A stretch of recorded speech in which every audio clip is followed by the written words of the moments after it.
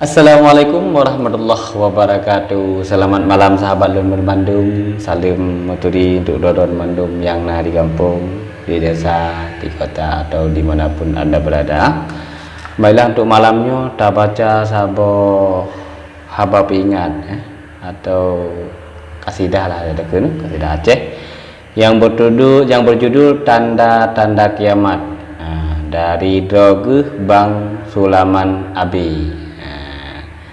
Ya, judul sih agak mengenang tanda-tanda kiamat. Mudah-mudahan kita coba manfaat, mudah-mudahan nasabah kebaikan dari yang lun bacanya.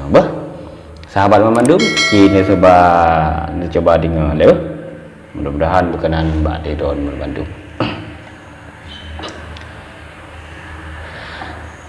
Bukanlah sayang ke tampang rampak, cicim atuh bakdiku prak bule, donya ka ake lonte musipa, rame tacut ka hana lemale. Bukanlah sayang ku tapang rampak, cicim atuh bakdiku prak bule, donya ka ake lonte musipa, rame tacut ka hana lemale. Takun yang darah remaja cangklak, yang tua hai pak pihana male, Perusih syaitan bak jalan dijak, muijasa wa ana baule. Perusih syaitan bak jalan dijak, muijasa wa ana baule. Yang tidak nona pihana utak, lagai bui rusak lam tip-tip wate, jingui pakaian pandangan nampak, sang-sang cita bak lemah meade, jingui pakaian pandangan nampak, sang-sang cita bak lemah meade. Takun yang inang si bungong merak, yang agam hai ka pihana lage, sabetip uro lalo di bapak, jara becut ka diu bak jambe, sabetip uro lalo di bapak, jara becut ka diu bak jambe. Yang model mabuk pragu josiba, ganja gulan tak ngan sabe-sabe, anik mit beo bato mutuha, kali pahlan tak yang tan perle, anik mit beo bato mudaha, kali pahlan tak yang tan perle.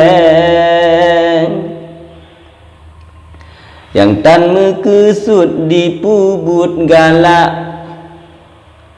yang bet tayu jak tuntut ilme, menyambut maksud kebit sep galak, but wajib tapak cidhan metume, menyambut maksud kebit sep galak, but wajib bapak cidhan metume.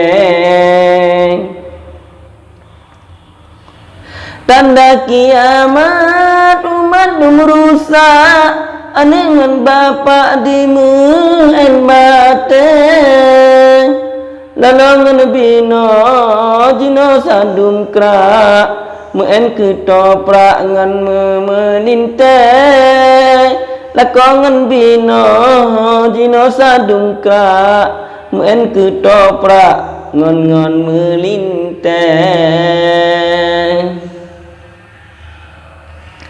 Takun yang inang si bungong merak, yang agam hai ka pihana lage, sabe tip ura lando di bapak jara becut ka diuk bak jambe